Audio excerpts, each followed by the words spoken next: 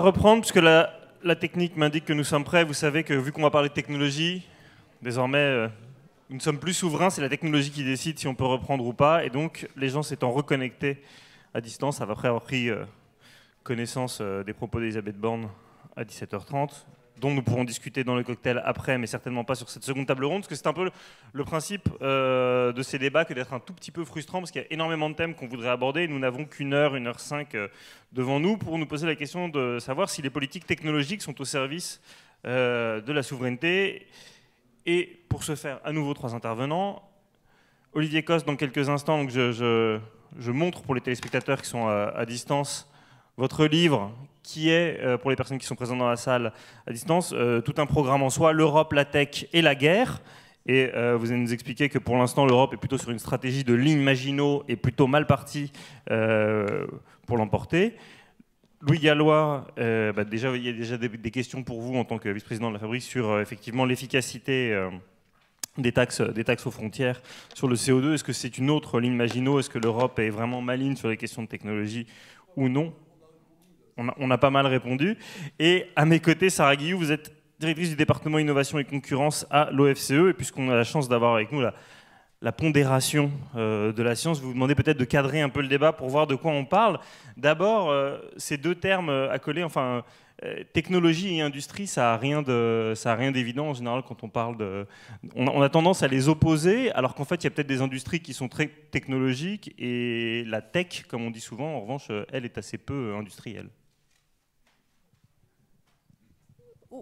Pas forcément, mais je vais essayer de m'expliquer un peu plus là-dessus. D'abord, merci à la Fabrique de l'Industrie pour l'organisation de l'événement et de m'avoir invité.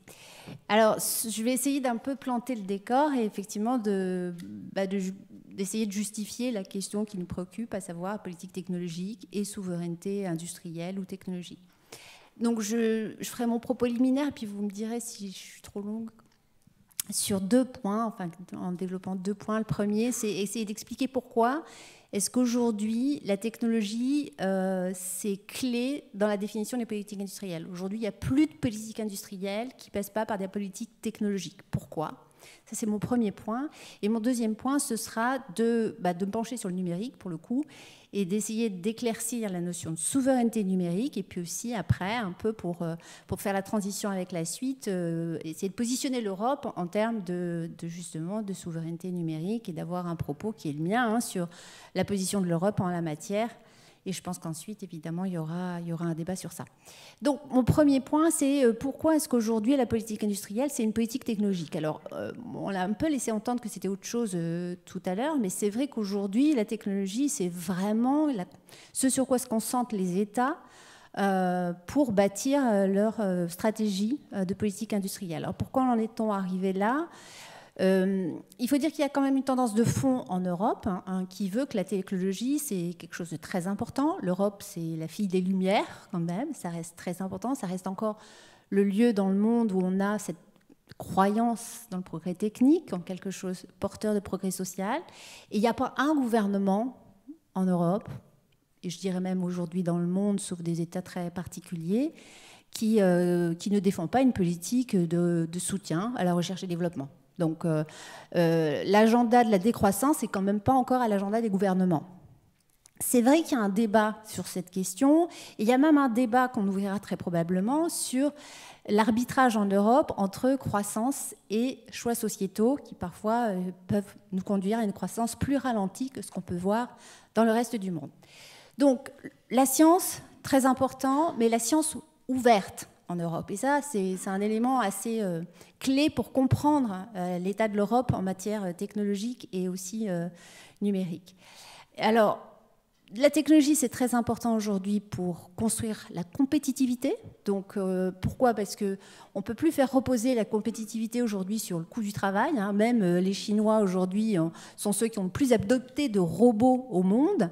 Donc, le coût du travail, c'est plus forcément l'alpha et l'oméga de la compétitivité. Donc la technologie, c'est clé pour la différenciation des produits, pour l'acquisition des avantages compétitifs. Donc là aussi, les États sont très conscients que si on veut demain avoir des avantages comparatifs, il faut investir dans la recherche et développement, faire en sorte que les entreprises innovent plus, déposent plus de brevets, maîtrisent les technologies de l'intelligence artificielle, et soient numérisées, etc., etc. Donc ça fait partie de l'agenda derrière les politiques industrielles.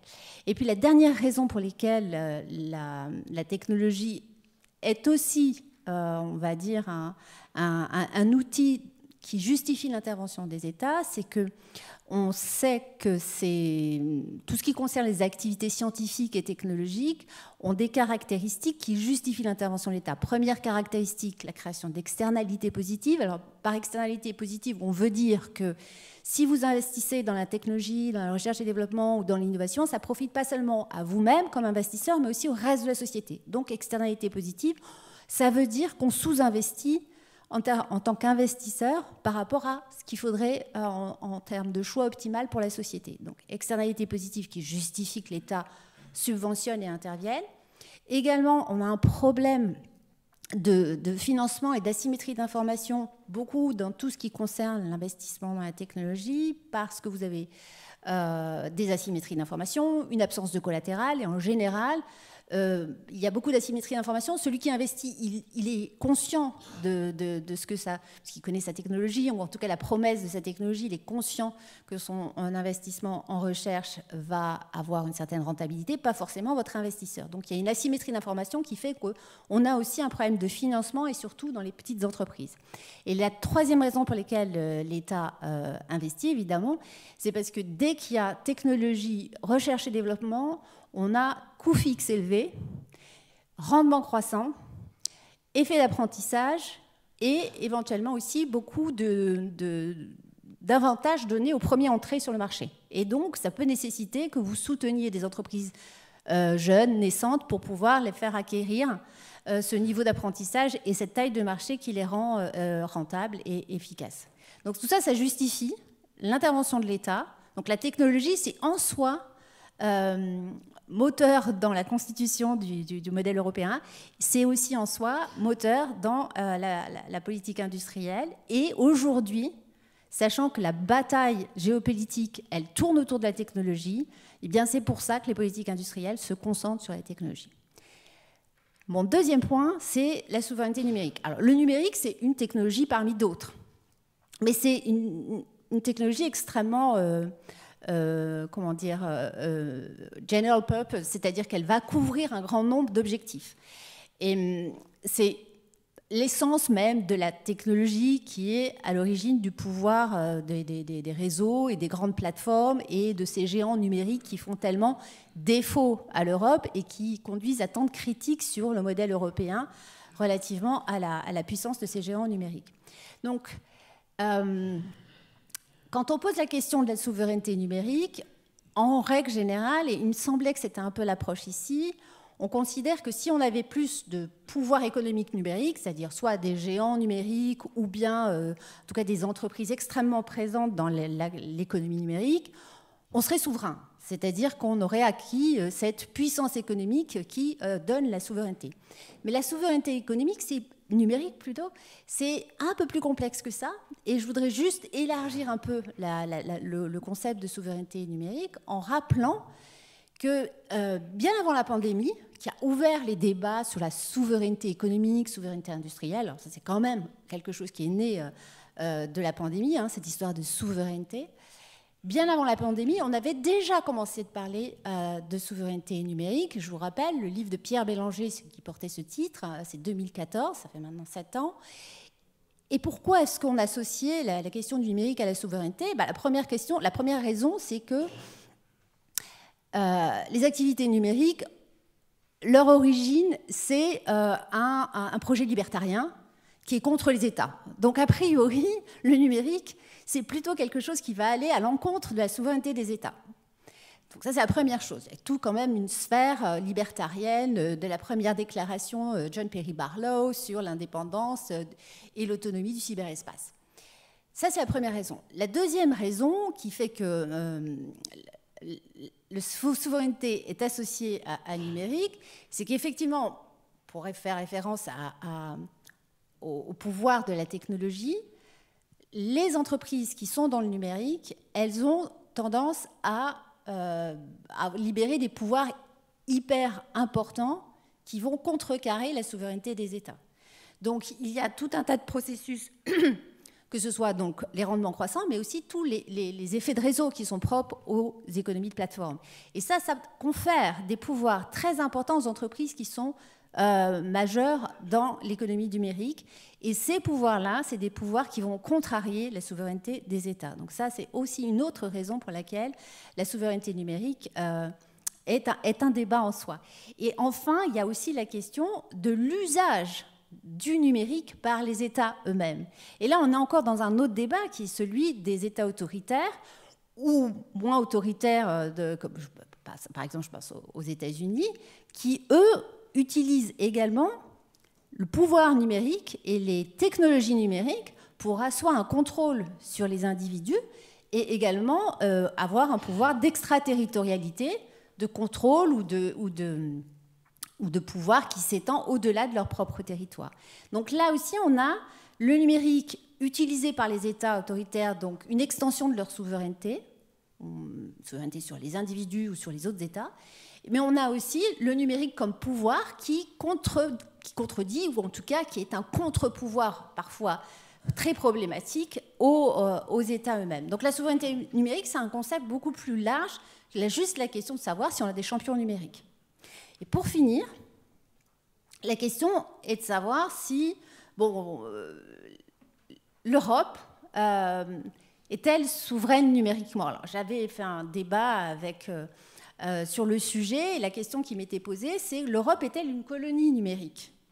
Donc c'était quand même une expression très forte, en laissant entendre que finalement, le marché européen était utilisé comme une ressource par les géants du numérique.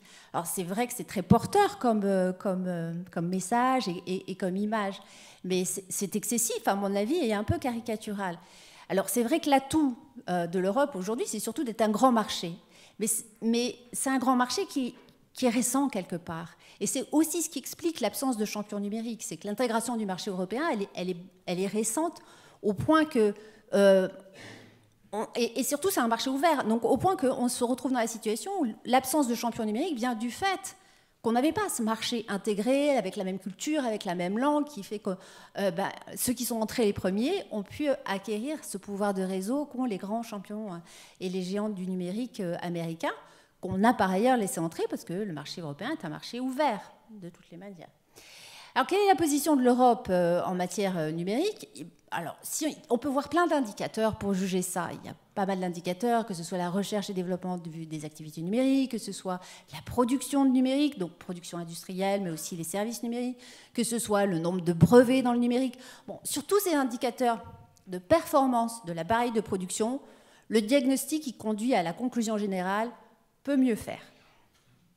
Donc, ça c'est vrai. Mais en termes d'usage, on ne fait pas trop mal en Europe et on est une place de marché avec des usagers extrêmement connectés, des infrastructures assez homogènes en termes de qualité sur le marché européen, un niveau de régulation et de protection des données, vous le savez, sans nul autre pareil. Donc en termes d'usage, on n'a rien à forcément regretter. Ou en tout cas, on est arrivé à un point qui est jalousé, j'ai plutôt envie de dire. Est-ce que l'absence de champions numériques est en soi un problème pour la souveraineté numérique ou une chance? Alors, c'est un peu compliqué parce que ces champions numériques, moi, je pense que le problème majeur, c'est leur présence dans le cloud. Parce que ces champions numériques dans le service de cloud, ça va être compliqué à acquérir comme compétence. Donc, il va falloir changer de modèle pour pouvoir contrarier la puissance des géants numériques américains sur ce marché-là. Mais pour le reste, les champions, les géants du numérique aujourd'hui, on les conteste beaucoup. Donc, est-ce que c'est souhaitable d'en avoir aussi puissants et aussi contestés? On les conteste au plan de leur pratique concurrentielle, on les conteste en termes de protection des données, on les conteste en termes d'optimisation fiscale. Donc, alors, je sais bien que personne ne croit un instant qu'on va fragmenter ces entreprises et qu'on va leur demander de séparer leurs infrastructures, de leurs activités, enfin, les différents départements qui les constituent. Évidemment, on est des États de droit et donc il y a un droit de la concurrence. Et je ne sais pas si Madame Counon est toujours là, mais on doit respecter un certain nombre de règles qui font que ce n'est pas pour demain qu'on va complètement casser ces entreprises-là. Mais ceci étant, elles sont extrêmement contestées et je ne suis pas sûre qu'on gagnerait en souveraineté numérique à les avoir. Ce qui compte, c'est la maîtrise des technologies du numérique et je pense que c'est là qu'on doit investir encore plus dans le numérique. Et là, je pense que j'ai été trop longue. Non, parce que vous avez très bien cadré et Olivier Coste, dans un instant, va revenir sur les raisons du désastre. Mais juste comme chez Ouzbek Erika, on traite ça toute la journée. Il n'y a pas une entreprise française, à part peut-être... Enfin, il n'y a pas une entreprise. D'ailleurs, les pouvoirs publics ont du cloud souverain parce qu'on a des données hypersensibles. Quand vous avez des données de santé, les données du ministère de l'Intérieur, etc. Et un copain, l'a dit là, me disait que ça leur coûte 20 à 25 fois plus cher que d'avoir recours à Amazon Cloud Service, pour ne pas le citer. Mon plus vieil ami est docteur en intelligence artificielle, donc je pense qu'il sait à peu près coder. Il a été incapable de monter son entreprise sans avoir recours aux logiciels de Google qui sont absolument incontournables. Et par réflexe patriotique, il a voulu aller sur OVH, ce qu'il fait, mais ça lui coûte quand même infiniment plus cher. Donc effectivement, quand vous dites non, on n'est pas une colonie numérique, on ne l'est pas au sens littéral du terme, mais aujourd'hui, si on veut se développer, et d'ailleurs tous nos champions, ce qu'ils font, c'est qu'ils passent des deals avec les géants du numérique. Sinon, vous ne pouvez pas vous développer. Quand Blablacar veut se développer, il est obligé de passer par Google. Quand un champion européen de l'automobile veut installer un GPS dans sa voiture, la solution, je crois qu'elle a été néerlandaise, TomTomGo, a été abandonnée parce que c'était trop lent. Ils ont passé des deals soit avec Apple, soit avec Google. Donc quand même, ça ne nous tue pas définitivement. Enfin, ça met quand même un sacré handicap, non ? Ce qui est clair, c'est que ces géants, ils ont créé des barrières à l'entrée, de facto. Parce que quand vous êtes dans des économies de réseau, une fois que vous avez acquis le marché, c'est très compliqué pour les petits d'entrer. Donc ça, on l'a vu dans plein de marchés, que ce soit pour Quant avec Google, etc. C'est pour ça que je dis, moi, je trouve que le problème majeur, c'est le cloud et qu'il faut inventer un nouveau modèle avec des petits serveurs. Sinon, on n'arrivera pas à concurrencer ces grandes entreprises qui sont dominantes sur le cloud. Mais oui, il y a des barrières à l'entrée. Ça, c'est clair.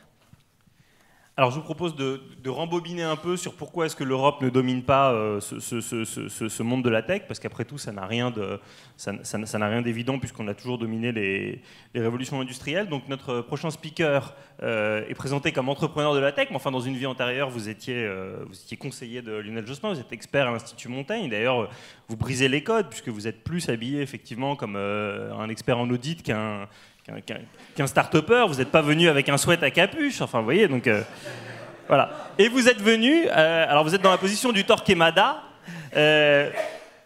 vous êtes venu avec un livre qui montre, avec nombre de chiffres à l'appui, notamment en puisant dans vos 2 expériences professionnelles dans la tech, dans une vie antérieure chez Alcatel et plus récemment chez Atos, les raisons d'une espèce de suicide européen sur la tech, lié...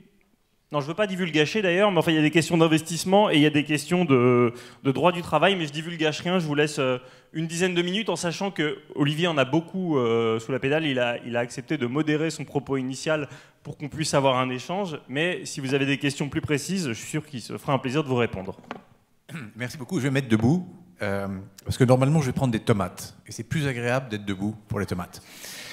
Par ailleurs, j'aime le sport, et c'est agréable d'être debout pour ça. Il y a eu 2 finales passionnantes en 2022. La deuxième finale sportive en décembre où Macron a perdu.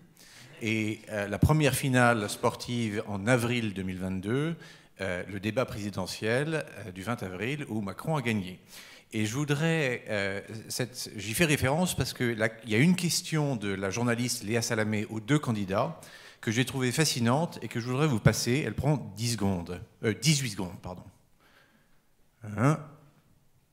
Mais il y a un sujet, l'attractivité de la France, est un sujet où nous sommes en retard sur les nouvelles technologies et notamment l'économie numérique.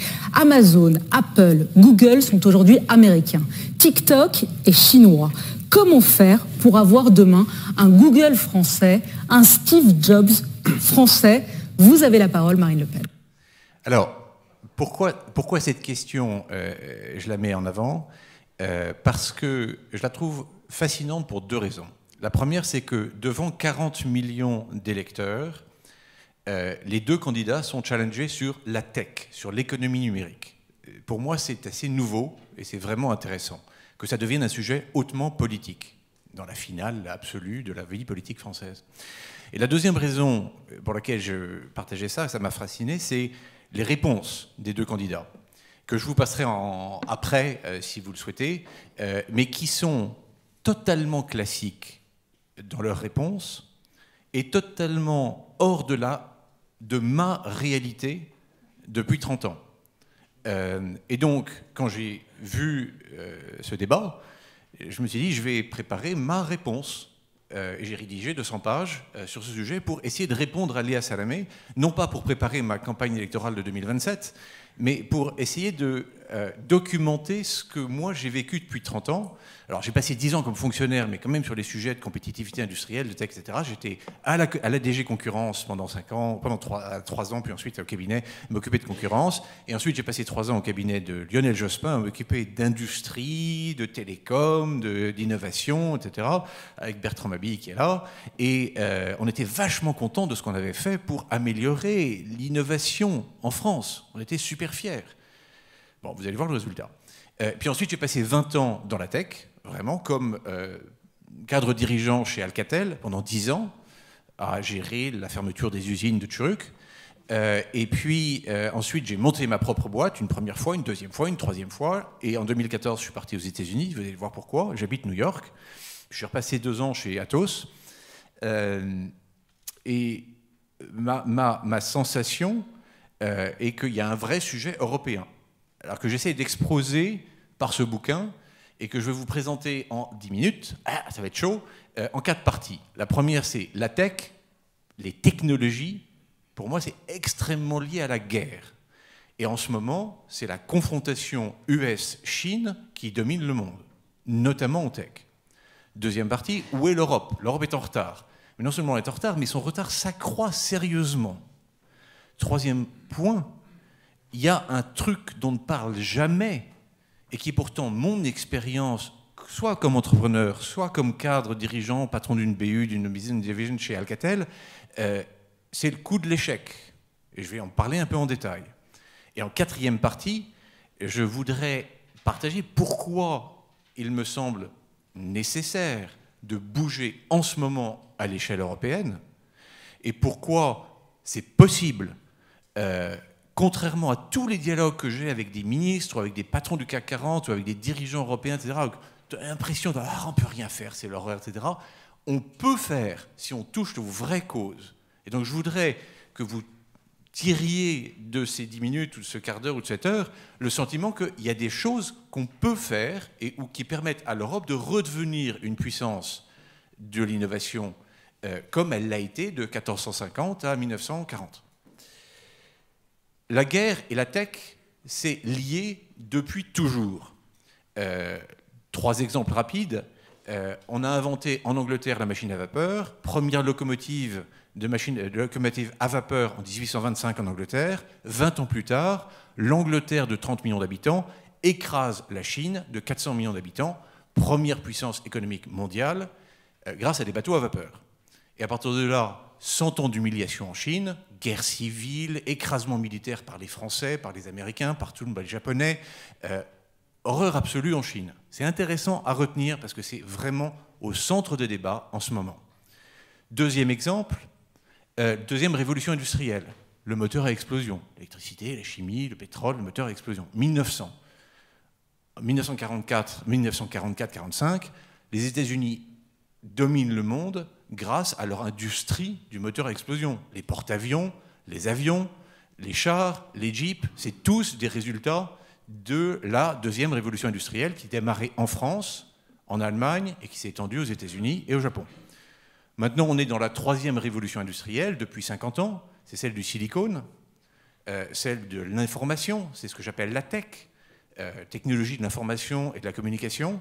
Et on voit en Ukraine, en ce moment, qu'un peu de tech américaine, quelques milliards de tech américaines, permettent de compenser une surdomination russe en chars et en avions.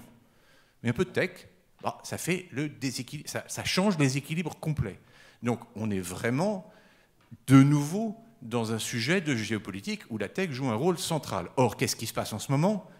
La Chine veut redevenir la première puissance mondiale. Elle l'a été au 18e, elle a loupé les transitions technologiques, et là, elle veut revenir. Donc elle est en train de contester le leadership américain de manière extrêmement claire. Dans les télécoms, ça a démarré en 2007, où tout d'un coup Verizon, notre client américain, est venu nous voir en disant, vous savez, Huawei, il est 1 an en avance sur vous. Hein. Ils ne sont pas juste moins chers, ce n'est pas des copieurs, c'est juste des meilleurs innovateurs. C'est des mecs meilleurs que vous. Et tous les Occidentaux se sont plantés. Tous les Américains sont morts, Alcatel et Siemens sont morts, et sont restés que 2 Européens, Nokia et Ericsson. C'était il y a 15 ans. En ce moment, les Chinois sont en train de contester la suprématie américaine sur tous les sujets. Panique absolue des Américains. J'exagère dans mon panique absolue. Réaction très vive des Américains depuis Trump. C'est pour ça que j'ai mis une cravate rouge. Hein. C'est parce que l'agitation frénétique de Trump a provoqué tout d'un coup une réaction assez violente des Américains sur « Ouh là là, les Chinois sont en train de nous dépasser en tech. Ils sont en train de nous dépasser en intelligence artificielle, ils sont en train de nous dépasser en calcul quantique, 4 fois plus de brevets, ils sont en train de nous dépasser en 5G, 6G. On est vraiment à risque. Ok, ils ont plus de bateaux que nous dans la marine, c'est un sujet, mais en tech, on ne peut pas se laisser déborder. » Donc réaction super violente, embargo, interdiction, package de 280 milliards adopté en août, avec l'expression explicite dans le titre de la Maison Blanche, to counter China, pour contrer la Chine. J'attends encore de voir un titre de l'Élysée disant on va contrer la Chine. Donc on est en plein début de guerre froide, exactement comme 48-53, le début de la guerre froide avec le blocus de Berlin, la guerre de Corée, la course à la bombe atomique. On est exactement dans ce scénario-là en ce moment entre les États-Unis et la Chine. Où en est l'Europe? Alors, où il y a plein d'indicateurs. J'ai passé quelques mois à aller chercher tous les indicateurs pour essayer de comprendre où on en est en Europe. Le premier indicateur intéressant, c'est la R&D des entreprises. C'est la R&D des entreprises qui fait les nouveaux produits, qui fait les innovations, qui fait les ruptures. C'est un excellent indicateur. Ce n'est pas le seul, mais c'est un excellent indicateur. Les Américains, les entreprises américaines, investissent tous les ans entre 200 et 250 milliards de dollars en R&D. C'est gigantesque. L'Europe investit tous les ans 40 milliards de dollars. On est à un rapport de 1 à 5. La France, je ne sais pas si j'ose le dire, est à 5. Si on était aussi attractif en R&D que les États-Unis, on devrait être à 30 ou 40. On est à 5. L'Allemagne est à 6. La Chine est à 64. Elle a largement dépassé l'Europe et elle augmente de 15% par an. En 2026-2027, elle aura rattrapé les États-Unis. D'où la réaction américaine en ce moment assez violente. Ce qui est encore plus angoissant pour moi, c'est l'évolution de ces dernières années. C'est pour ça que je vous citais, j'étais à Matignon, j'étais vachement fier, on avait fait plein de trucs. Qu'est-ce qui se passe? La France est passée, en 15 ans, de 6% de la R&D mondiale en tech à 2%. Bravo les mecs. Quel était le fou à Matignon en 2000 qui s'occupait de ça. L'Allemagne est passée de 8% à 2%. C'est des chiffres de France Stratégie, hein. C'est pas moi qui les ai inventés. La Chine était à 0. Elle est passée à 15. Les États-Unis sont toujours assez dominants, passés de 54 à 62, très bonne économie. Deuxième indicateur intéressant. Troisième indicateur intéressant, c'est les champions. En rouge, c'est les champions de la tech classés par investissement en R&D tous les ans. Encore une fois, c'est pour un professionnel, pour un industriel de la tech, c'est la R&D, le porte-avions, c'est ça qui est clé. Donc où sont les champions? C'est Google, Microsoft, Huawei, Samsung, Apple. Bon, vous voyez en rouge les Américains, vous voyez en vert les Chinois, et vous voyez un petit peu en bleu 3 Européens, sympa, 2 Scandinaves, Nokia et Ericsson, on en parlait tout à l'heure, et SAP en Allemagne. Moins de 5 milliards d'investissements par an, quand les vrais leaders sont à 25, 30. Google est à 30 milliards cette année. La R&D totale de toutes les industries, toutes industries confondues, tous secteurs confondus, français, c'est 35 milliards. Google fait autant que toute la France. Donc on est sur des ordres de grandeur intéressants. Le troisième indicateur, le dernier indicateur que je voulais passer, c'est la réaction à French Tech. La French Tech, c'est génial. C'est fabuleux, la French Tech. On est en train de recréer des champions. Je peux vous passer la réponse de Macron tout à l'heure. On a des champions, on a des champions. La France a investi 11 milliards dans des startups en 2021. L'Europe, 110. Les États-Unis, 330. Si on était au niveau d'attractivité des États-Unis par rapport à notre PIB ou notre population, on serait à 60. On est à 11. L'Allemagne est à 16. Donc non, on n'est pas en train de rattraper les Américains ou les Chinois avec la French Tech. Notre niveau d'investissement dans les startups en France est très insuffisant. Alors, pourquoi? On entend, je vais revenir en arrière, parce que je parle, voilà, on entend depuis 30 ans toujours les mêmes raisonnements. C'est pour ça que ça m'énerve. La fragmentation du marché européen, la culture d'entrepreneuriat américaine, la politique industrielle chinoise, les subventions à la défense américaine. Qu'est-ce que j'oublie? Bon, on va y revenir. Il y a plein de sujets qui sont toujours évoqués. Mais mon expérience de petit entrepreneur qui cherche à mettre 1 million sur un nouveau sujet, ça n'a rien à voir avec tout ça. Alors je vais vous partager mon expérience d'industriel chez Alcatel ou chez Atos, ou d'entrepreneur à mon compte. La première expérience, c'est, je suis chez Alcatel, 10 ans, je vois l'effondrement d'Alcatel. Pourquoi? Je veux dire, la raison principale dans ma tête, c'est qu'on était les leaders mondiaux de la téléphonie fixe en 2000. Mais vous avez tous arrêté de téléphoner avec des téléphones fixes. Le monde entier. On téléphone tous avec des téléphones mobiles. Et ce n'est pas les mêmes technos. Et on était nuls en téléphonie mobile à l'époque. Et ce n'est pas du tout les mêmes compétences. La téléphonie fixe, c'est de l'électromécanique, c'est des grosses machines qui font la taille de cette pièce. La téléphonie mobile, c'est du software. Donc ce n'est absolument pas les mêmes compétences. Donc on a dû restructurer toutes les compétences qu'on avait, qui étaient inutiles parce que les marchés avaient disparu, et embaucher ou acquérir les compétences autour de la téléphonie mobile. Ça nous a coûté 10 milliards d'euros sur 10 ans. De restructurer simplement. J'avais fait le calcul un jour pour Tchuruk, en 2003, 2004.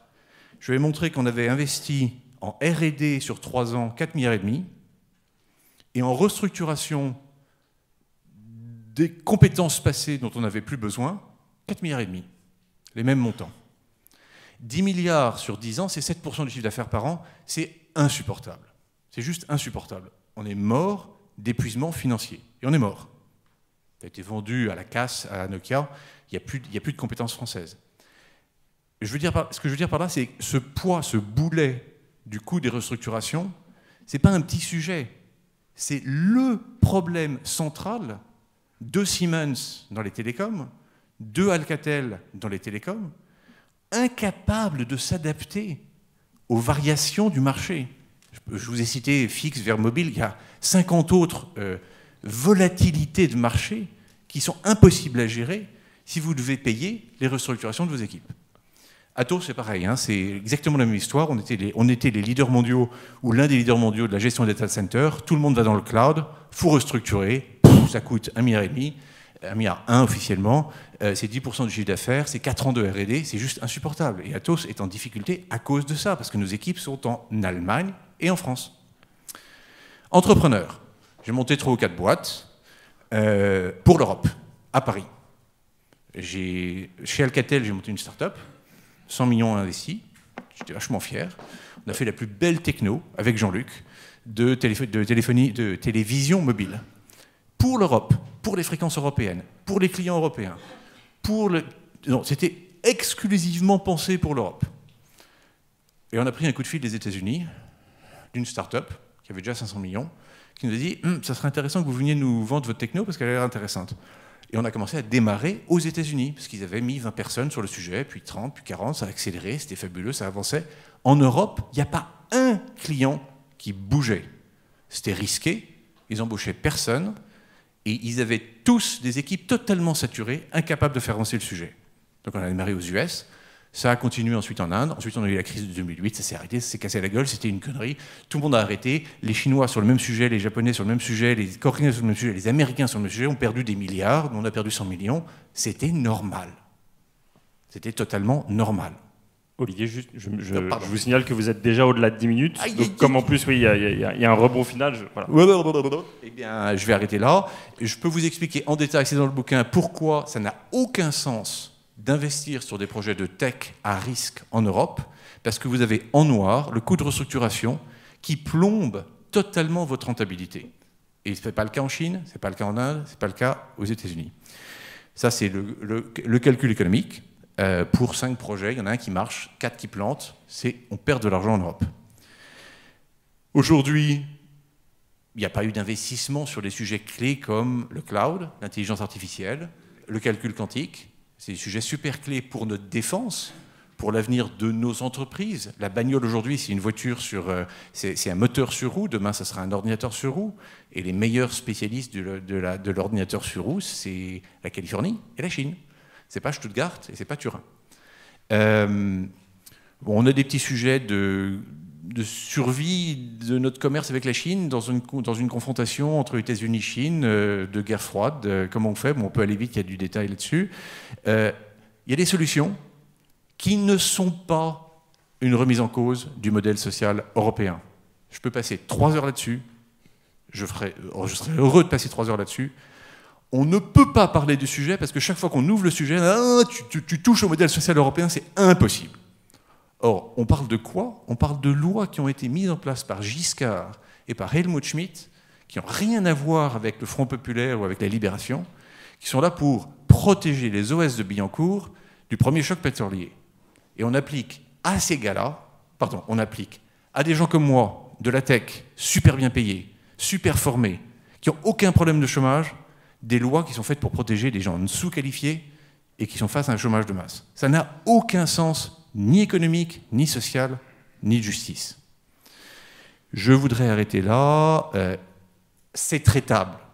Vous redonnez de la rentabilité à l'investissement à risque dans de la tech ou dans n'importe quelle industrie en révolution industrielle où les projets sont risqués. Vous avez 20% de chances de réussir, pas comme dans l'industrie mature qui a été inventée au départ en 1900 et on sait à peu près où on va, donc les projets ils ont 80% de chances de réussite. Si vous êtes dans une révolution industrielle, vous avez 20% de chances de réussite. Avec les 200 000 € par tête de restructuration, l'investissement n'est pas rentable. Et vous êtes à 40 milliards d'investissements quand vous en avez 200 aux États-Unis et bientôt 200 en Chine. J'arrête là. Vous avez Normalement, j'aurais dû prendre des tomates. Je suis désolé. Si vous lisez mon bouquin, apparemment les gens sont un peu moins crispés en ayant lu l'intégralité du bouquin. Pour ça que je vous recommande de le lire. Normalement, au bout de 10 minutes, c'est l'horreur, les tomates et vraiment quel est ce fou. Merci. Mais non, tout va très bien. C'était plutôt un quart d'heure. Et si vous étiez un peu plus écologiste, vous sauriez que les tomates ne poussent pas en décembre. Ça n'est pas de saison, et donc en janvier. Non, plus sérieusement, il y a une question qui arrive à distance. Je voudrais juste une réponse en un mot avant de donner la parole à Louis Gallois. Aujourd'hui, l'Europe a-t-elle encore une chance de revenir au niveau des champions numériques et des nouvelles technos comme les US ou la Chine? Vous le disiez à la fin. Est-ce qu'il faut qu'on essaye de réactiver les concurrents qu'on a, c'est-à-dire qu'en gros Google soit dépassé par Quant et Facebook par copain d'avant, donc on voit que c'est pas gagner-gagner, ou est-ce qu'il faut repartir, et ça fait le lien avec une autre question qui est quelle est la part des investissements publics dans les investissements en R&D pour le numérique en Europe, US et Chine? Est-ce que la reconquête technologique, elle se fait par de l'argent public ou privé en Europe? Alors, il y a 2 questions importantes là. J'ai combien de temps? Non, c'était 2 minutes, là, c'est des petites questions de relance. Je voudrais quand même que Louis Gallois puisse s'exprimer. Quelle est la part du subvention publique américaine par rapport aux subventions privées? Je vais aller vite. 10%. 10% de subventions par rapport à l'investissement privé. Il y a une slide que j'ai faite exprès pour cette question parce que je sens le stress de se dire les Américains mettent plein de pognon public et on ne verra jamais les suivre. C'est absolument pas vrai. Les Américains mettent peu de pognon par rapport à... Voilà. Vous avez là les chiffres. Les investissements privés américains en tech, c'est 200 milliards. Le CHIP Act, c'est 280 milliards sur 10 ans. C'est 28 milliards. C'est 12-13% de l'investissement privé.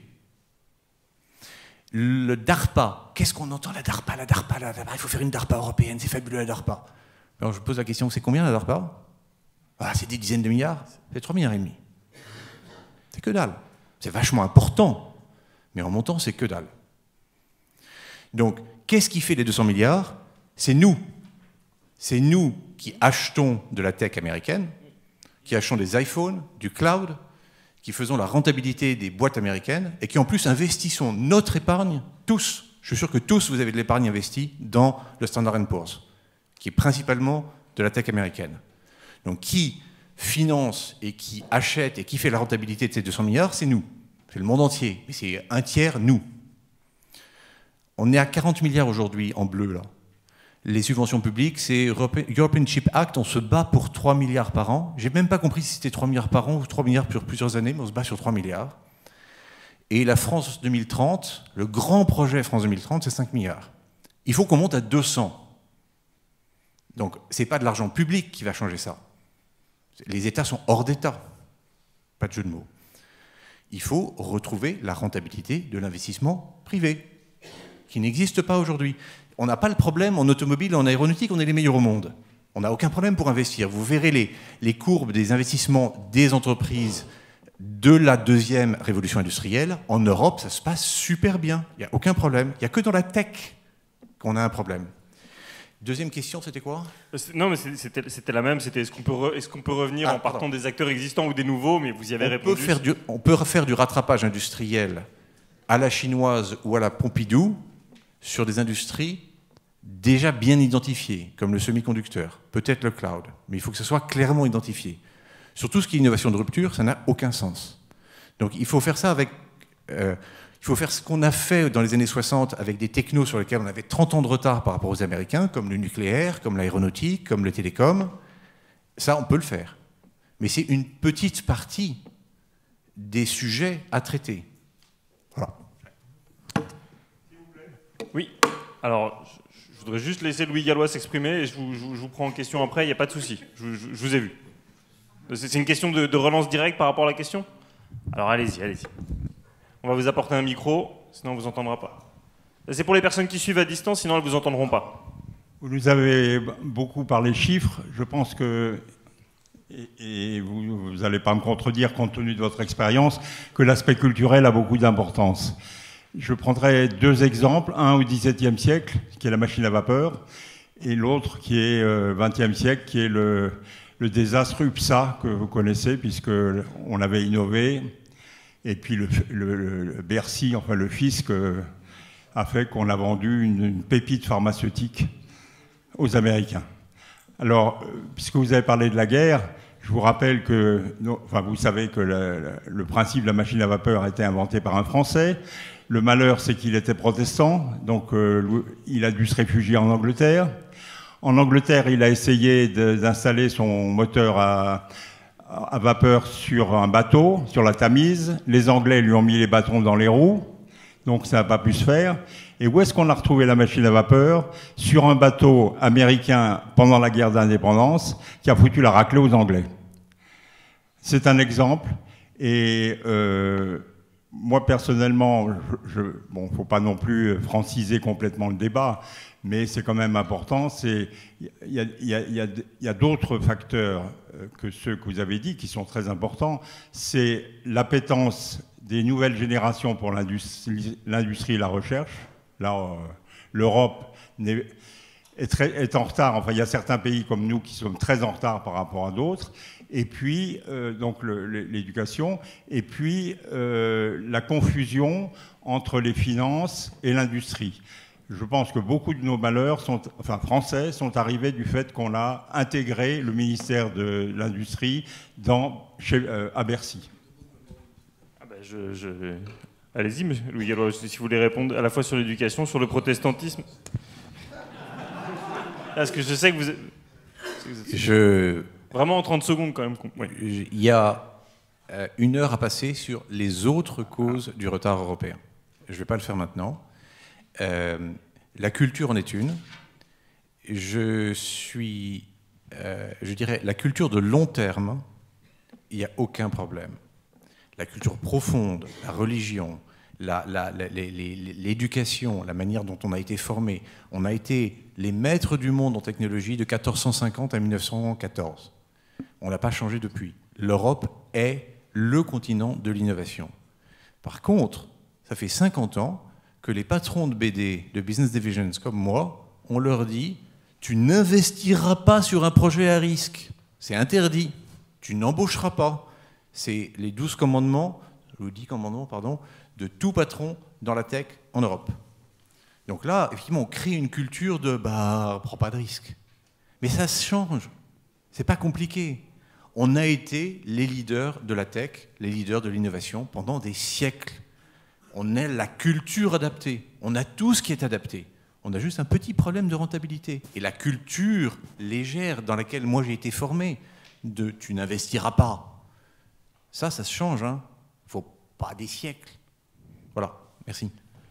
Alors Louis Gallois, est-ce que pour vous, effectivement, il y a différents facteurs qui sont avancés pour expliquer le retard européen qui est indéniable quand on regarde les graphiques? Est-ce que c'est effectivement culturel? Est-ce que c'est le coût des restructurations d'un modèle social qui serait obsolète, lent, pas adapté? Moi, ce qui m'intéresse, c'est pas tellement de savoir pourquoi, c'est de savoir comment on en sort.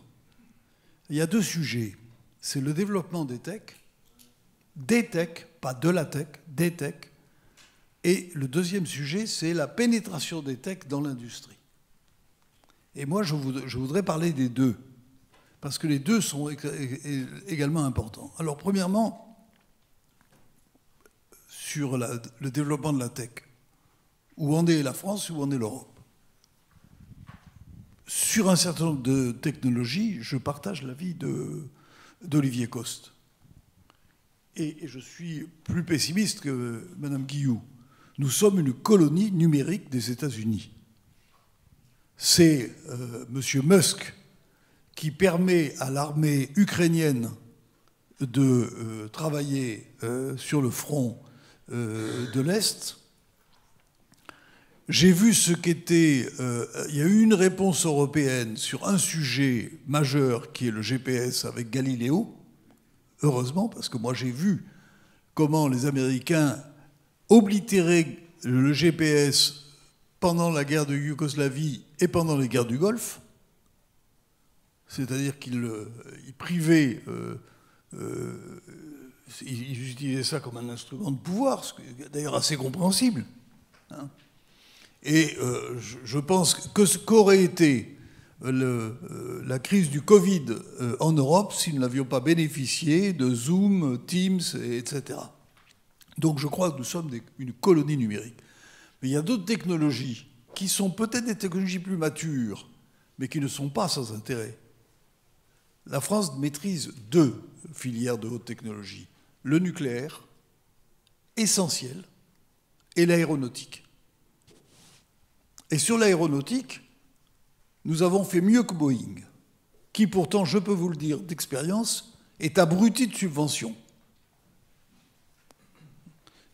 Le panel de l'OMC a pu donner des chiffres intéressants sur ce sujet. Et encore, ce panel ne s'est pas intéressé au biberonnage militaire de Boeing pour lui permettre de financer les avions civils. Donc, je pense que moi, je suis convaincu que nous avons les faiblesses qu'indiquait Olivier Coste sur les start-up, sur un certain nombre de tech, toutes celles qui sont liées au numérique, largement entendues. On va apparaître maintenant l'intelligence artificielle, le quantique, etc.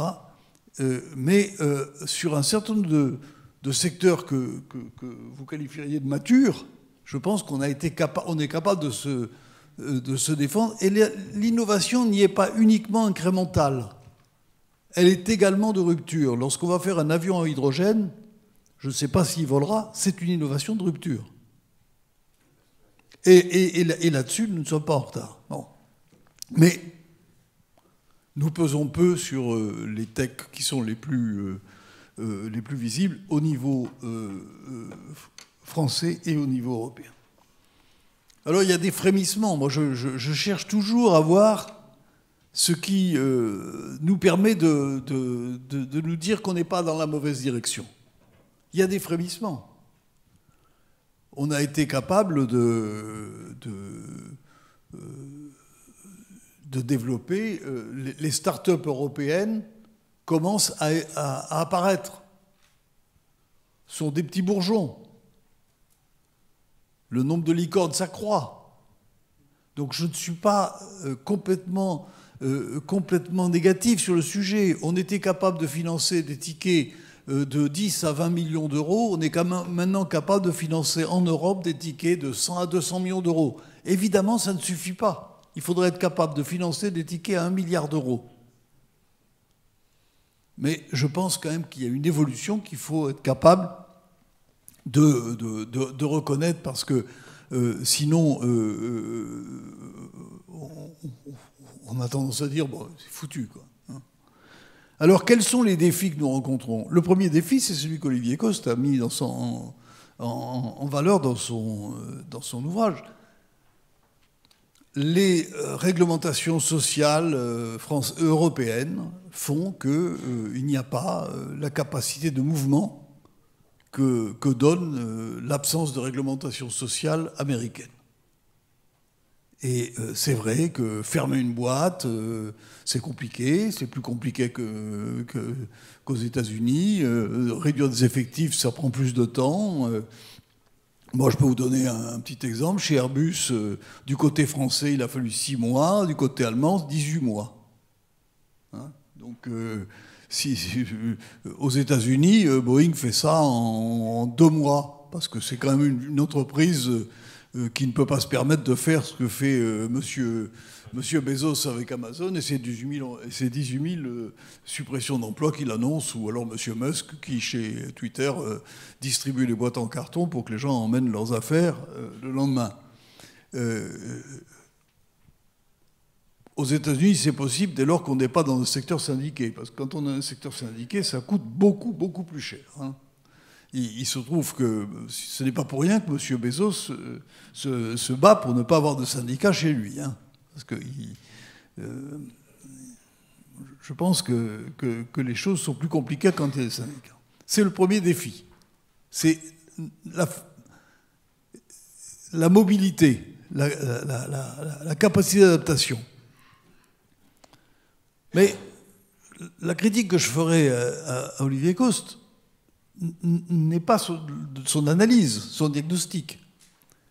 C'est qu'il pense qu'on peut implanter dans le secteur de la tech en Europe le modèle américain, qui est un modèle social, financier et culturel. Et je pense que nous ne pouvons pas... Je parle de la tech, hein, j'ai bien compris votre différence. J'ai lu le livre avec attention, évidemment. Je crois que même ce que fait M. Bezos ou ce qu'a fait M. Musk chez Twitter ne se passera pas en Europe. Et heureusement, parce que je pense personnellement qu'on ne peut pas traiter les gens comme ça. Même si ce sont des gens diplômés, etc. On ne peut pas traiter les gens comme ça. Ça, Donc il faut que nous inventions autre chose. Et je lisais ce matin un article de M. Babinet dans les Échos, parce que je préfère citer mes sources, que j'ai trouvé intéressant. Il donnait 3 sujets, lui. Le premier, c'est la réorganisation de la recherche. Je dirais qu'avant de la réorganiser, il faudrait savoir à quel niveau elle se situe. La France est à 2,2% du PIB. Elle était à 2,5% dans la décennie 90. Et la baisse, ce n'est pas la recherche industrielle qui s'est maintenue en pourcentage. C'est la recherche publique. Et je pense qu'il est étant donné la base, les limites de la base industrielle française, cette recherche, la recherche industrielle, se situe à un bon niveau européen. Si on prend les entreprises une par une, nous sommes devant l'Allemagne et derrière la Suède. Quand on prend les entreprises une par une, évidemment, l'effet de masse fait que les Allemands sont beaucoup plus gros que nous en recherche industrielle. Mais entreprise par entreprise, on ne pourra pas demander beaucoup plus aux entreprises françaises. Et le crédit d'impôt recherche n'y est pas pour rien là-dedans. Mais c'est la recherche publique. Je pense qu'il manque 20 milliards d'euros par an à la recherche publique française. Il faut que nous passions de 2,2 à 3%. Les Allemands sont à 3,1, ils veulent passer à 3,5. Quand ils seront à 3,5, par rapport à nos 2,2, ça voudrait dire que la recherche allemande est 2 fois plus grosse que la recherche française. Donc il y a un problème de volume. Pour anecdote, la Corée du Sud est à 4,5. Donc il y a du boulot. Donc je pense que là-dessus, et la réorganisation de la recherche, c'est ce que nous avons tous essayé de faire, c'est de faire en sorte que cette recherche embraye sur l'innovation et sur la création d'entreprises, etc. Il y a des progrès, il y a un bon modèle, c'est le CEATech. Il y a un bon modèle en France, CEATech, qui, à partir de la recherche du CEA, génère des entreprises qui progressivement prennent leur indépendance. C'est pas le miracle, hein, mais c'est un des lieux où il y a une certaine effervescence de ce point de vue. Le second sujet, c'est l'affectation du capital, c'est le financement. L'épargne française est très abondante et l'épargne européenne est massive. Le problème, c'est que l'épargne française, elle va dans l'immobilier ou dans les produits de dette. C'est-à-dire, c'est l'assurance vie. Nous avons 1800 milliards d'euros en assurance vie. Cette assurance vie, elle ne peut pas aller vers des produits à risque, des produits risqués. C'est ça le problème. C'est pas tellement que nous n'ayons pas de fonds de pension, c'est notre fonds de pension, l'assurance vie. Mais le problème, c'est qu'il est configuré de telle manière qu'il ne peut pas aller vers les produits risqués. Il faudrait arriver à trouver un mécanisme qui permette de limiter le risque pour l'épargnant, mais qui permette quand même à ces outils de fonctionner pour des investissements à risque. Parce que sinon, nous avons une partie de l'épargne qui est gelée. L'immobilier, c'est un vrai problème en France de gestion de notre épargne. Donc il y a un travail considérable à faire pour réorienter l'épargne vers le secteur de la tech. C'est ce qu'on a essayé de faire avec le programme d'investissement d'avenir, avec des moyens publics ou en faisant appel à des financements très variés. C'est ce qui a permis à la BPI de jouer son rôle, puisque le programme d'investissement d'avenir finance la BPI. La BPI est actuellement l'instrument qui permet au marché des startups de fonctionner. Le dernier élément, c'est la régulation de la donnée. Alors là, nous avons un handicap. C'est que en Europe, heureusement, et je le dis devant Mme Cousin, heureusement, nous avons une réglementation sur la donnée qui est protectrice. C'est un handicap majeur par rapport à Google, qui, aux États-Unis, a des masses de données, a une capacité d'acquisition de la donnée qui est gigantesque. Et je pense que ce problème, on ne le résoudra pas en disant les données européennes, il faut les rendre accessibles à tout le monde, parce que c'est Google qui en bénéficiera. Parce que nous sommes dans le syndrome du « the first takes all », c'est-à-dire que c'est le premier qui ramasse tout. Et c'est Google qui ramassera. Donc ce problème de la gestion de la donnée va devenir absolument essentiel. Voilà, j'en ai fini pour la première partie. Donc j'ai compris en regardant M. Hédin qu'il fallait que j'abandonne la seconde partie sur la pénétration de la tech dans l'industrie. Je m'en voudrais, vous pouvez l'aborder de manière succincte. Juste un dernier mot, ce que je voudrais quand même, c'est que je pense qu'il y a quand même en Europe un problème culturel de prise de risque. Que ce soit l'épargne, que ce soit les hommes et les femmes à la sortie des formations les plus pointues. Il y a un problème de prise de risque. Et on sait que les Américains dans ce domaine sont meilleurs. Ce qui peut nous consoler, c'est que les Chinois ont été capables d'inventer un autre système d'acquisition de la tech. Je ne dis pas qu'il faut adopter le système chinois, mais je dis que ça démontre qu'il peut y avoir un chemin européen qui ne soit pas le décalque du chemin américain vers la tech. Ce qui ne veut pas dire qu'il ne faut pas s'inspirer des États-Unis, s'il ne faut pas comprendre ce qui se passe aux États-Unis, mais je crois qu'il faut aussi comprendre ce qui se passe en Chine et voir comment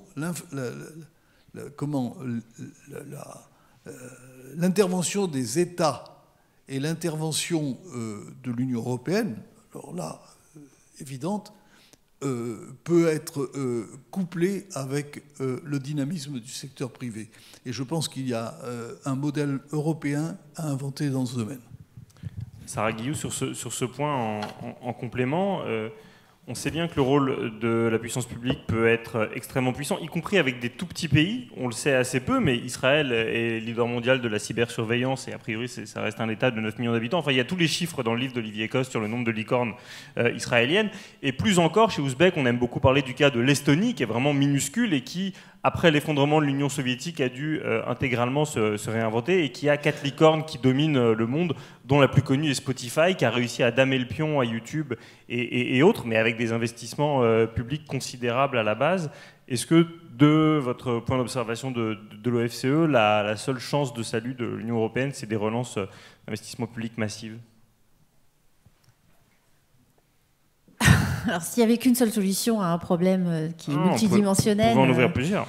À l'échelle de la France, alors moi, je m'inscris un petit peu en faux par rapport à votre ratio de R&D privé, R&D public. On investit beaucoup, on soutient beaucoup la R&D publique en France relativement à ce qui se fait ailleurs.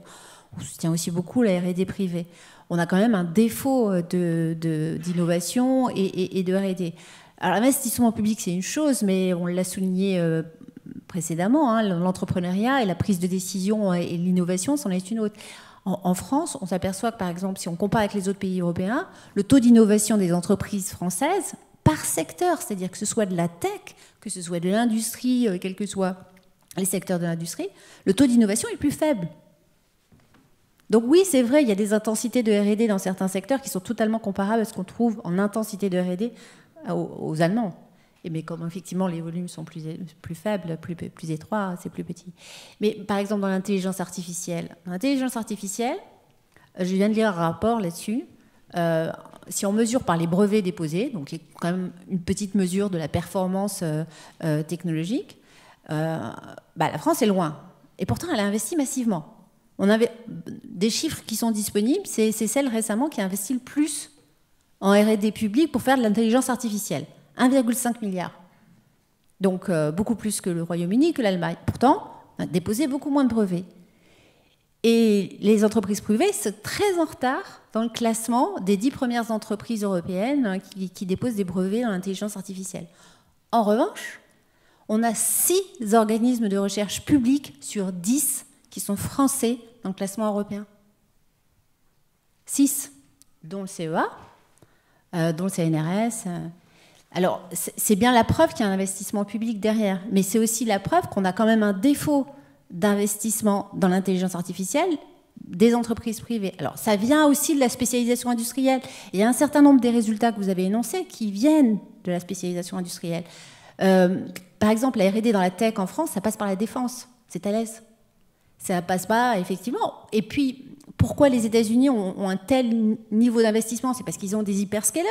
Les premiers investisseurs américains, c'est Amazon, Alphabet et puis Meta, Facebook. Donc c'est eux qui tirent les investissements de la tech.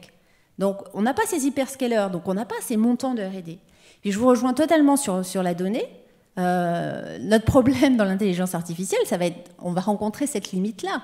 C'est-à-dire que là où les organismes de recherche publique sur les algorithmes, alors très forts en mathématiques en France, donc on sait faire ça, mais quand il va falloir passer à la partie développement, on va bien manquer de toutes ces énormes bases de données pour tester l'intelligence artificielle et créer de l'innovation. Et là-dessus, on est naïf, parce que Google a entraîné son logiciel avec la Commission européenne, qui est traduit en 27 langues, ce qui lui a permis de faire son traitement automatique du langage très très vite. Mais juste aussi, là-dessus, vous avez raison aussi de souligner que notre problème aussi, c'est les décideurs publics. Alors la Commission européenne, je ne sais pas, mais même en France, le gouvernement français, dans ses choix de services et des choix des acteurs américains pour assurer son service et après clamer la nécessité d'une souveraineté numérique. Donc il y a un problème d'hypocrisie quand même. Je ne comprends pas par rapport à ce que vous dites, puisque comme effectivement là-bas ils investissent plus, ça leur permet aussi d'attirer nos meilleurs talents. Et d'ailleurs il faut savoir qu'aujourd'hui les 2 chefs de la recherche de Facebook sont 2 Français, hein, Yann Lequin, notre ancien prof au Collège de France, et Antoine Borde, qui a été formé par l'Université publique française, mais débauché chez Facebook, parce qu'il y a une échelle de salaire sur lesquelles les Français ne peuvent pas s'aligner. Du coup, comme on arrive vers la conclusion, d'où vous vient votre optimisme sur la capacité d'un sursaut européen alors ? Moi, je crois au modèle européen. Je suis rassurée de voir que Louis Gallois y croit aussi. Et je suis convaincue que si on veut faire des réformes, on ne peut pas appliquer... On est obligé de partir d'un écosystème, des logiques existantes, pour choisir les modes de réforme. Appliquer le modèle qui répond à d'autres structures, d'autres réformes, d'autres logiques, c'est une impasse. Donc je crois au modèle européen. C'est vrai que le modèle européen, c'est un modèle contraint, mais je pense qu'il faut utiliser ces contraintes. Un modèle européen où vous avez des travailleurs qui sont... Alors évidemment, il faut des capacités d'adaptation, il faut certainement plus de souplesse, il faut plus d'investissement. Mais tout ça, on le dit tout le temps. Mais il faut, je pense, saisir ce modèle européen comme un modèle contraint qui a un certain nombre de qualités. Et il ne faut pas toujours se dire, mon incapacité à réussir, tiens, c'est la faute de ces contraintes. Alors... Pour les échanges avec la salle, vu qu'on arrive et que nous sommes là en présentiel, on va pouvoir échanger autour d'un verre comme on fait en France. Juste Olivier, en conclusion, je vous relance par une question qui arrive à distance, puisque eux, ils ne seront pas là au cocktail. La critique de la démarche européenne en matière de tech de la part de l'orateur, donc c'est vous, est claire. Par contre, les solutions proposées ne le sont pas. J'ai compris qu'il faut mettre plus d'argent à risque, mais est-ce que c'est une question de dimension et est-ce qu'il faut un fonds d'investissement européen ? Je suis désolé, je suis allé trop vite. Je ne sais pas faire en 10 minutes l'intégralité du raisonnement. Donc, je suis allé très très vite sur les recommandations. Je sais pas faire. Elevator pitch, c'est 90 secondes. Hein, vous auriez été recalé par Bill Gates. Alors, il y a une slide que j'aurais aimé vous remontrer en détail qui essaye de montrer que rien dans le modèle social européen, dans le cœur du modèle social européen, n'est un problème pour l'innovation sur l'innovation de rupture, sur la révolution industrielle. Les retraites, la formation gratuite, l'assurance chômage, la protection de santé sont des trucs qui n'existent pas aux États-Unis, qui existent depuis 80 ans dans tous les pays européens, qui ne posent aucun problème à l'innovation. Il faut le préserver. Il n'y a aucun problème. Il y a un petit sujet qu'il faut traiter, qui est les 18 mois de processus de licenciement en Allemagne pour des salariés qui sont payés 150, 200 ou 300 000 euros. Ce sujet-là, il faut le traiter. Il ne faut pas traiter les conditions de licenciement des ouvriers, il ne faut pas traiter le chômage, tout ça, ça ne pose aucun problème. Il faut traiter les 18 mois, je vous promets, c'est 18 mois en Allemagne, de processus de restructuration quand vous avez des ingénieurs payés 150 000 euros et qui vont retrouver du boulot dans la semaine. Ça n'a aucun sens et il faut le traiter. Il n'y a pas le choix. Alors maintenant, est-ce que c'est parce que la collectivité finance les restructurations comme au Danemark, le modèle danois, il est parfait pour l'innovation. Il n'y a aucun problème, les flexisécurités danoises. Il y a 150 autres solutions qu'on peut imaginer. Et je serais ravi de participer à des groupes de travail avec des syndicalistes, des économistes, pour voir comment on peut traiter la question. il ne faut pas toucher au modèle social européen. Il ne faut pas devenir américain. Il n'y a aucune raison de devenir américain. Il n'y a pas besoin de devenir américain pour innover. Mais par contre, il y a un sujet à traiter. C'est la rentabilité de l'investissement à risque. Et ce n'est pas un problème de tech, c'est un problème pour n'importe quelle révolution industrielle. Nous avons devant nous les sciences de la vie et la transition énergétique qui vont nécessiter, comme Renault et Peugeot ont inventé le moteur à explosion et la voiture complètement à risque avec 200 autres startups en 1900, en France, il faut qu'on soit capable d'inventer les mêmes trucs géniaux, disruptifs dans la transition énergétique, dans les life sciences, dans la tech. Ça se passe dans les dizaines d'années qui viennent. Si on ne le fait pas, on est comme la Chine au 18e, on ne veut pas de l'innovation. On ne veut pas de l'innovation. C'est la décision de l'empereur de Chine au 18e. Je ne veux pas d'innovation européenne. Ça perturbe mon équilibre impérial. Et ils se sont pris un siècle d'humiliation épouvantable. Nous devons éviter ça. Nous en prenons le chemin avec les chiffres que vous avez vus. Et il n'y a pas besoin de devenir américain avec des conditions sociales épouvantables que je vis de près depuis que je vis aux États-Unis. C'est insupportable. Ce n'est pas ça que je recommande. C'est de traiter les salariés allemands payés 150 000 $ et qu'on ne peut pas virer avant 18 mois. Ça n'a aucun sens et il faut le traiter. Voilà, merci. Merci à vous. Merci à vous toutes et tous qui nous suivez. Vincent, Charvet, je vais te demander de venir conclure en quelques mots nos échanges avant notre cocktail. C'était forcément un tout petit peu frustrant parce que même si on a eu 2 heures, on voit que le temps ne suffit jamais. Je vais te demander, comme dans les bonnes conférences technologiques, quels sont tes take-away, ce que tu retiens de nos 2 heures passées ensemble. Take-away. Alors, take-away, ils sont en cocktail déjà pour commencer. Mais je vais commencer par vous remercier toutes et tous de votre participation en ligne et sur place. Le débat va continuer, je voudrais aussi l'annoncer. La Fabrique de l'Industrie va publier dans les mois qui viennent des études sur justement l'innovation de rupture et la capacité de la France et de l'Europe à tenir son rang ou pas. La Fabrique travaille également sur, je fais plutôt allusion à la première table ronde, un chiffrage des risques de désindustrialisation liés au différentiel de prix de l'énergie, au MACF et à toutes ces énigmes douloureuses que nous avons évoquées au cours de la table ronde. Il y a beaucoup d'angoisse qui s'exprime, je trouve, dans les débats qui sont là, d'angoisse de déclassement. Alors, j'avais dit avec Astrid Cousin au téléphone, ce qui est rigolo, c'est que tantôt on se dit qu'on est naïf par rapport à l'Allemagne, et tantôt on se dit que l'Europe est naïve par rapport au reste du monde. On a entendu ça, c'est-à-dire qu'il y a 2 attributs de souveraineté, l'industrie et la tech.